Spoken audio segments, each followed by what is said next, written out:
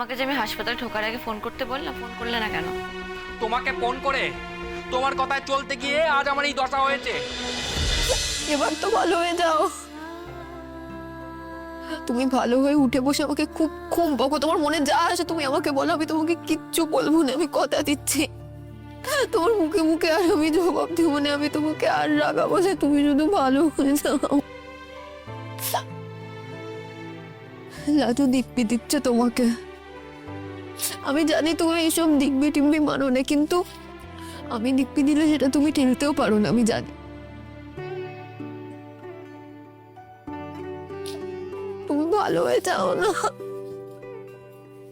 আমি জানি তুমি আমার সব কথা শুনতে পাচ্ছ, আমার সব কথা বুঝতে পারছো। দেখো আমি তোমার ঠিক পাশটায় বসে আছি, একবার চোখ মেলে দেখো তুমি,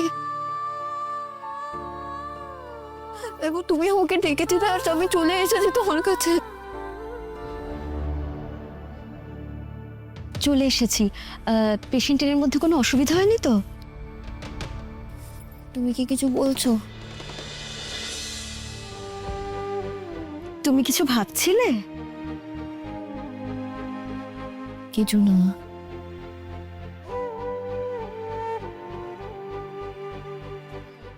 তোমাকে দেখে কিন্তু আমার বেশ কৌতূহল হচ্ছে। আমি তো একটা গ্রামের মেয়ে, সামান্য একটা মেয়ে, আমাকে দেখে তোমার কৌতূহল কেন হচ্ছে? তুমি গ্রামের মেয়ে বুঝলাম, কিন্তু সামান্য মেয়ে তুমি নও। আচ্ছা, তোমার বিয়ে কতদিন হয়েছে? সে 1 বছর পেরিয়ে 1.5 বছর হতে চলল। তাহলে তো খুব বেশি দিন না। তোমার বর কি করে? তার একখানা দোকান আছে গ্রামে। তুমি তো ফার্স্ট ইয়ারে পড়ে বললে। তার মানে তুমি বিয়ের পরে ডাক্তারি পড়তে শুরু করেছো, তাই তো? তোমার বর তো তার মানে খুব উদার। না মানে গ্রামে শুনেছি এখনো মেয়েদের বিয়ের পর পড়াশুনো নিয়ে অনেক বারণ টারণ থাকে। এই শ্বশুর বাড়ি বর এরা সবসময় সাপোর্টিভ হয় না। কিন্তু তোমার ক্ষেত্রে মনে হয় ব্যাপারটা অন্যরকম ঘটেছে, মানে সেরকম কিছু ঘটেনি। না হলে তো তোমার বর তোমাকে বিয়ের পরে পড়াশুনোই করতে দিত না। তোমার বরকে তো উদার বলতেই হচ্ছে। রাজু, আমার জীবনের সব থেকে বড় ভুলটা কি ছিল জানিস তো? তোর পরীক্ষার রেজাল্ট নিয়ে মাতামাতি করা, তোর ডাক্তারি পড়ার ইচ্ছে ধুনো দেওয়া। রাজু, আমি কিন্তু তোকে স্পষ্ট করে বলে দিয়েছিলুম, মা যতক্ষণ না বলবে তুই এ বাড়ি থেকে বেরোতে পারবি না, ওসব কেলাস টেলাস তোর করা হবে না। রাজু, তুই এ বাড়ির বাইরে পা রাখলে আমি কিন্তু তোকে আর ঢুকতে দেবো না।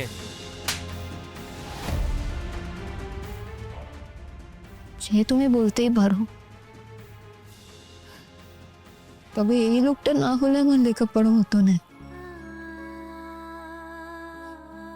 আমি আজ যা কিছু হতে চাইছি, বাবা হওয়ার চেষ্টা করছি, সব এই লোকটার জন্যে।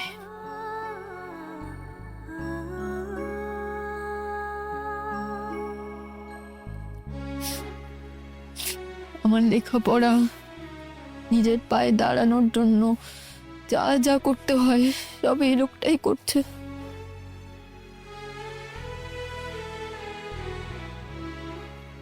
এ না হলে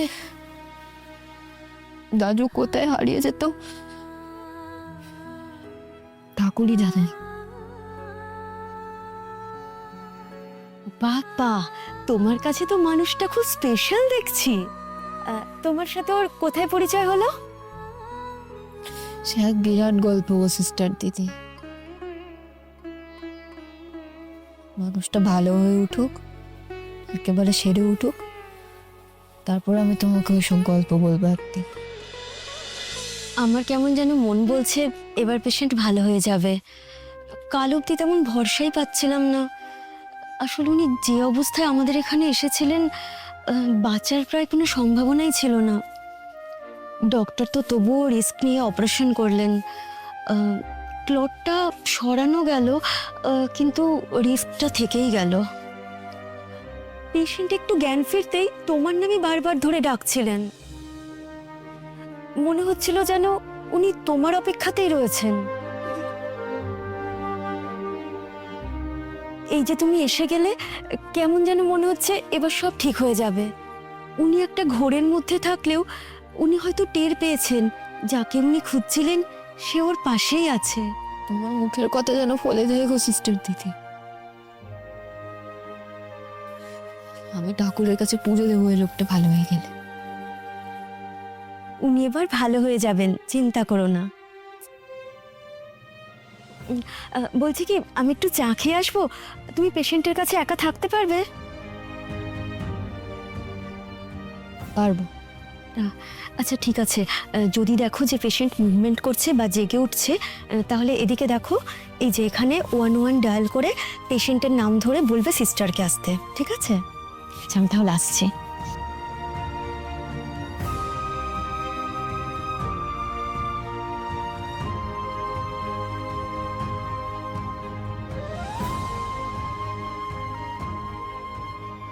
তুমি কি শুনতে পাচ্ছ আমার কথা?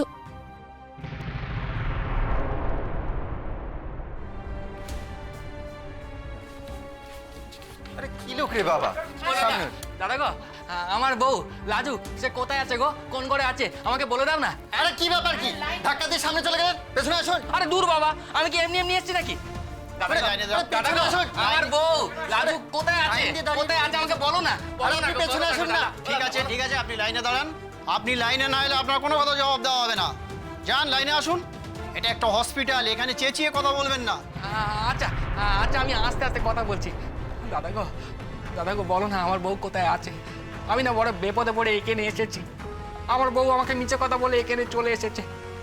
তোমরা দেখো না, ওই নষ্ট মেয়ে মানুষটাকে আমি কি করে ঘরে নিয়ে যাই। তোমরা দেখো, আমাকে অপমান করেছে। আরে দাদা, আপনি লাইনে আসুন। আপনার এখানে কি কেউ চেনাশোনা আছে অ্যাডমিট? যদি থেকে থাকে তার নাম বলুন। এখানে পেশেন্ট ছাড়া কারোর কোনো খবর দেওয়া হয় না। দাদা আমার কথাটা ভালো করে শোনো। অনুভব দাদা নামে একজন আছে, সে এখানেই আছে, সেখানেই ভর্তি আছে। এখানে আসুন, কি এখানে। করছেন কি? এটা আমাকে চিৎকার জিজ্ঞেস করতে চেঁচামেচি দিন। করার জায়গা না। আরে আমি একটা কথা চলুন, জিজ্ঞেস চলুন, করছি, চলুন। বলছি আমি বিপদে পড়ে গেছি। আমার বউ মিছে কথা বলে এখানে চলে এসেছে। হ্যাঁ, তাকে আরে কি দাদা, দেখতে এটা পাচ্ছেন? হাসপাতাল, সে চলুন। তার মানে ওই পরপুরুষের ঘরেই ঢুকে বসে আছে সেবা করার নাম করে। এক সেকেন্ড, কি হচ্ছে? ওকে ছাড়ুন। ও আমার সাথে এসেছে এখানে, আমার হাজবেন্ড এখানে ভর্তি রয়েছে। ওকে ছেড়ে দিন, চোখে। টিচার দিদি, কি দেখো না, হয়েছে? এই লোকটা সুদেব, এই লোকটা আমার কোনো কথার উত্তর দিচ্ছে না। আজব লোকজন, যার জিজ্ঞেস করছি তার উত্তর দিচ্ছে না, উল্টে হুট্টুতি করছে। I am so sorry. এখানে এসো সুদেব, এখানে এসো। এখানে এসো। কি করছো তুমি? এখানে এসো। হুমড়ি তুমড়ি কেন করছো ওদের ওপর? তোমাকে যে আমি হাসপাতালে ঢোকার আগে ফোন করতে বললাম, ফোন করলে না কেন? তোমাকে ফোন করে তোমার কথায় চলতে গিয়ে আজ আমার এই দশা হয়েছে। রাজু আগে আমাকে মিছে কথা বলতো না, আমার মুখে মুখে চোপা করতো না, কিন্তু এখন সে আমাকে মিছে কথা বলছে, আমাকে অপমান করছে। আর এই সব কিছু হয়েছে শুধুমাত্র তোমার জন্যে।